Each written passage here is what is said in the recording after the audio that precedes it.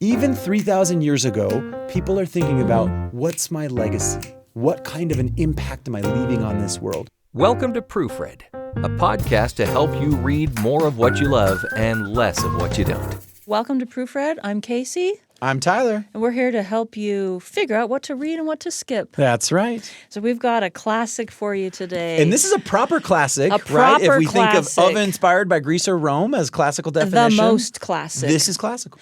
The Odyssey by Homer, a translation by Emily Wilson. First complete translation by a woman, which is kind of interesting. Yeah. We'll talk about that. Sure will. But another reason why this might be on your radar is because there's a Christopher Nolan movie coming out this summer. Okay? He's one of my faves. Okay. Inception. You're a big fan, right? Yes, of course. Yes, of I will say course. that my life is before The Dark Knight and after The Dark Knight. So we're Christopher Nolan fans. I'm guessing this will be good. Okay, so I'm going to tell you as we start talking about the Odyssey. Yes. Because this is about the book, not the movie. Right. But you might be wondering if you should read this. The Odyssey is going to have a great cast. It's going to have Matt Damon is going to be We're talking about the movie now Odysseus. or the book? Because Matt Damon's not in the book. I'm leading you into I see. the classic by telling you who the modern people are going to portray. Yes. It's going to have Anne Hathaway is going to be the wife of Odysseus. Are you serious? Yeah. Man, She's Penelope. I didn't expect that. You didn't expect it. And then his son, Telemachus, is Tom Holland. That's great. And That's a then great cast. Athena, the big goddess in this, Zendaya. Oh, fun. Okay, so Yeah. that's the movie. So that's why you might be thinking about the Odyssey. Because otherwise, I really don't know why you would be thinking about the Odyssey. But it What's was going on written. with the Odyssey these days? It was written in almost 3,000 years ago. Right. This was like 600 BC, 700 BC. This comes from an oral tradition. But you should know that it was specifically written down, and it is like a higher style than people would have just spoken. Okay, it's a poem. It's about Odysseus coming home from the war. It takes 10 years. All these wild things happen. His wife, Penelope, is there waiting for him, and there are many suitors who are like ready to just swarm in and get all of his stuff. This son, kind of ineffectual, kind of a loser Oh. at first. Ooh. Telemachus. That's a rough Telemachus take. Doesn't really know, but then, I thought he was just kind of coming into his own. He's mean, like, wait a minute, I got to be the man of the house he around here. eventually comes into his own with the help of Athena, who you can picture as Zendaya. Right. Because she's the big goddess in this. Or you could not, because I read this and did not picture her. Okay, you don't as- have to. yeah. You don't have to. Sorry, forget about that. But do you want to talk about read or skip? Do I you want to do, say anything but more let's- about summarizing the story? It's kind of hard because it's like, this is such a lofty, So much. such an ancient story. Of course, you've heard of it or you happens. haven't. And maybe you read it a long time ago. And part of the question for us is like, hey, is this something we should read? Mm-hmm. Right? And I would say let's contextualize the read or skip here by, we're not saying like, is this a good, one of the first stories ever told by humans, like good, right? It has a place in history because it's like this first thing we've ever read. Sure. In the Western tradition. So then the question for now is like, is this a book you should pick up and read? Yeah. Let's do it. Read Let's or do it like skip. that. Read or skip. Okay. 1, 2, 3, Read. skip. Yes. All right. Now, I am hesitant about this because I really want to say read. Yeah. Because I think what is special about this is the translation by Emily Wilson. Yep.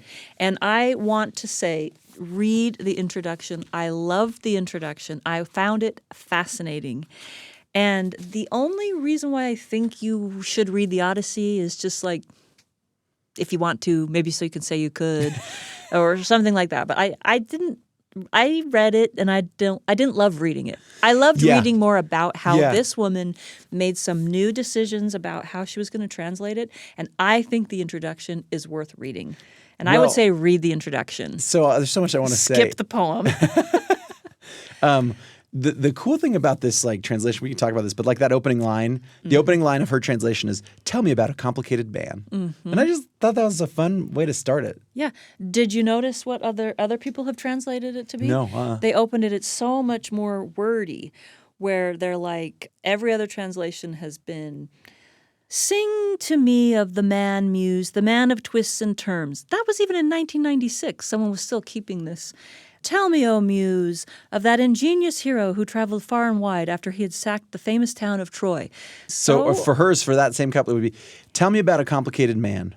Muse, tell me how he wandered and was lost when he had wrecked the holy town of Troy, and where he went and whom he met, the pain he suffered on the sea, and how he worked to save his life and bring his men back home. She makes it so clear. It's so modern. And she also, what I love about it, well, I said skip. So Yeah. I'm now defending why you should read the introduction and skip the play or the poem. She's deconstructing the gendered artifice of all this stuff that even modern translators kept in. But she takes away some of the stuff that was just kept in, this artifice. And she makes it iambic pentameter, which isn't what this originally was, but just to give it like a little bit of poemness. Yeah. Because we need to remember this wasn't them just talking in their normal language. It was a little bit elevated vocabulary and things like that. However, the other thing that I realized when I read the introduction, which is what I think people should read, is that some of the repetitiveness, which I find so boring, the epithets, that's part of the oral culture because you've got to give place you markers. have to remember everything. And once I did have much more appreciation for reading the parts I would have thought were boring after she explained why she did this. These are the reasons. How she took as much of this out as she could, kept this because she's making a point by keeping this. Yeah. But she says, I'm going to read two things.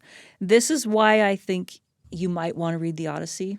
Only this translation. I wouldn't read anything ever else from now on because I think she's incredibly talented. She says, the Odyssey could be used as a way of thinking about what might be old and worn out in the Western cultural tradition. Yeah. Could be. Could be. Certainly some things in here we don't see very much anymore. Certainly some things in here we do. And it is true what you said. Our stories are better now to us. But here's kind of a longer quote where she says, this is, I think, what's valuable about maybe reading it, even though I did find it a little boring. So that's why I said skip. Yeah.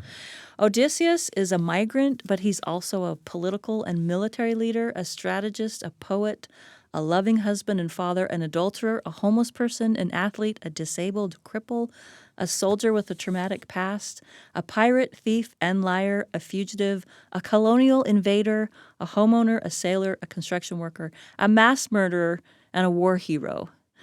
Immersing ourselves in this story and considering how these categories can exist in the same imaginative space may help us consider both the origins of Western literature and our infinitely complex contemporary world. It's not saying anything modern. Yeah. But all of these things are happening then, and we can think about it now, and we can look back, and we can see this guy is pretty interesting. We're still talking about him. We're making a movie about it. Yeah. And I think it's going to be a great movie. I'm sure it will be. So I was hesitant to do read or skip. But I'm like, glad you said read and I said skip. Yeah. That's the point we want to make. It does just come down to like entertainment. But why do you think read? Okay, so for me, I probably on the one hand is like if you haven't read this, you could. It feels a little bit like homework.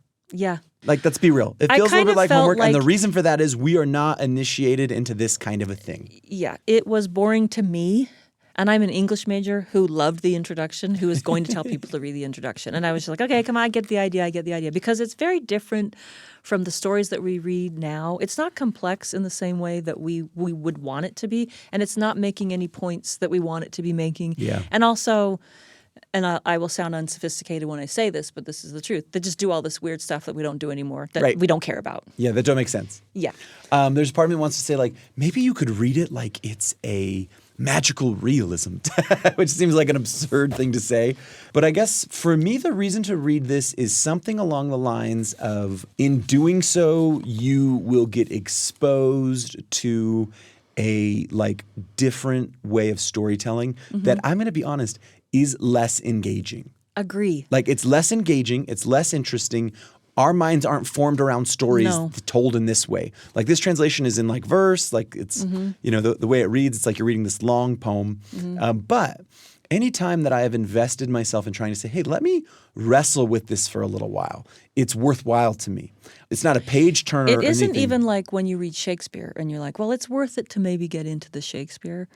I which would is in say a for me it's different- on that line. Oh, you think it's on I that do. line? And Okay. even I though, don't. Like, I think it's more boring than Shakespeare. No, it is. Okay, that's true, right?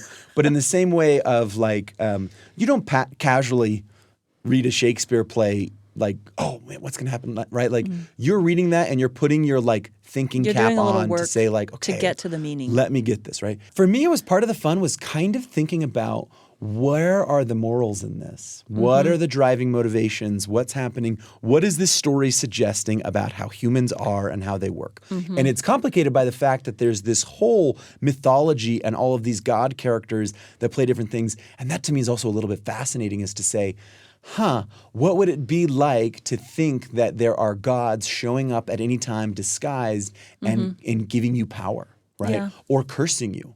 And so there's a sense of, if I put my thinking cap on and I say, ooh, what can I kind of like dredge out and like get out of this text? There's a lot. That doesn't excuse that this is work. It's not like I'm like, oh man, what's going to happen next? I would bet money that the film is going to be a much more enjoyable experience too. than reading this text. Yeah. Why I like this is going along, I kept going like, oh, that's interesting, right? Like, oh, that's interesting, the way that things are being rewarded or not. There are some lines that have like little tidbits of wisdom, and it's the kind of thing that you're like, oh man, I should grab this, put it on a bumper sticker, and write Homer underneath it, you know? I can see what you're saying. And then as I was weighing read, skip, for me, it was just really only the English major in me that was Yes, like wanting that is true. to tell people to read If this. if you live on a diet of like romance novels and Brandon Sanderson, and you're like, I want to get something like more interesting, have like a headier read, I don't think this is the one. It's not interesting. But if you're kind of sitting there going like, I want a sense of culture, I want a sense of like kind of the stories that we tell ourselves, there is something about reading a really ancient story. The thing that is interesting to me is it's so old.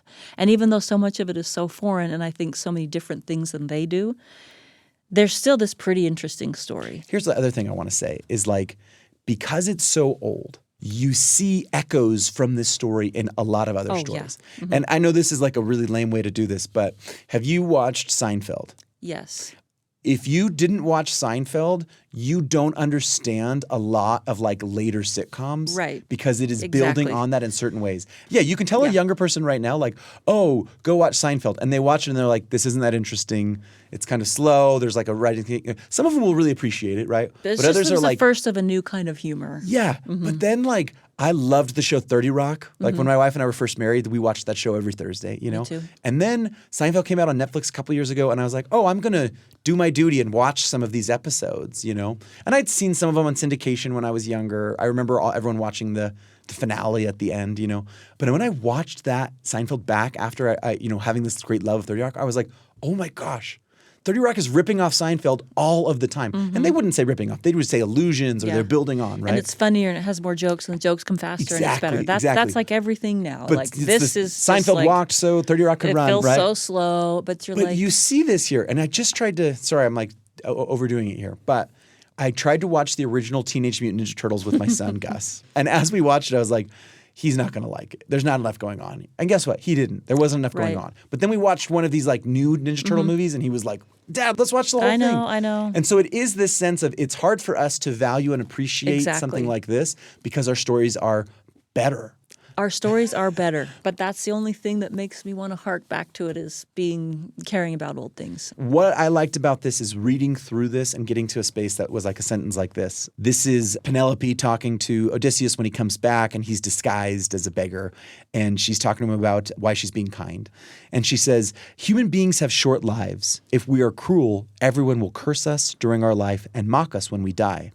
The names of those who act with nobleness are brought by travelers across the world, and many people speak about their goodness. And there's this sense of like being good so that you can be remembered. Your story is scattered across the seas for your goodness, your nobleness. And I was like, oh, that's such a lovely thought here. We could critique this and be like, you're only being good so people say good things about you, right? But there's this moment of like this ancient thought of the way that we're remembered and the way that we're upheld, and this idea of honor and reputation, and that being a way to kind of think about how you're living your life of what is this going to say about me and about my family when they tell my story, what are they going to say? And guess what? We're still reading it. Even 3,000 years ago, people are thinking about what's my legacy? What kind of an impact am I leaving on this world? Maybe they're thinking about it too much, or we could critique that and stuff. Me reading that and coming on that little nugget, I was like, oh, Like, that's sweet. Content warning, there's some stuff in here that has been around since the beginning of time. So Nothing graphic. Yeah. I mean, the violence is a little bit graphic. yeah, actually, that's true. Brains being Yeah, spilled. yeah, lots of We brains talk get about that a lot. smashed. But it's not that graphic. Right. So what shelf would you put this on? I would put this on a, wait for it, classics. This is not a quick read. It is a classic read. Do your homework when you want to feel cultured. Yeah, and you're not going to read it and think, oh my gosh, this is such a treat. Yeah. I should have read the Odyssey years ago, because it's not a treat. What was your shelf? It's just kind of like, it's just like kind of fun. My shelf, it's an English major shelf that I don't know if I loved so much about the introduction was because it's very niche for my interests. But she is a skillful, interesting, bright person. The way she talks about the Odyssey makes you want to read it. But if you have a book club coming up and you guys are feeling robust and you want to read this together and go see the film when it comes out, I think it makes sense. Yeah. Tyler says do it, I say don't. All right. Well, Homer, translated by Emily Wilson. You've been proofread. I think that you might enjoy this more if you read it while listening to it. Like, if I was to start over and do this again, I'd look to see if there's an audio version. For sure. And follow along, and that might give you the richness of it, and you kind of follow along. Proofread is a production of BYU Radio and is produced by Jeff Simpson with help from Erica Price, Becca Hurley, and Lisa Valentine Clark. Find us on YouTube at Proofread Podcast for video clips and more. And please follow us on Instagram and Facebook. Thanks for spending your time with us today, and happy reading.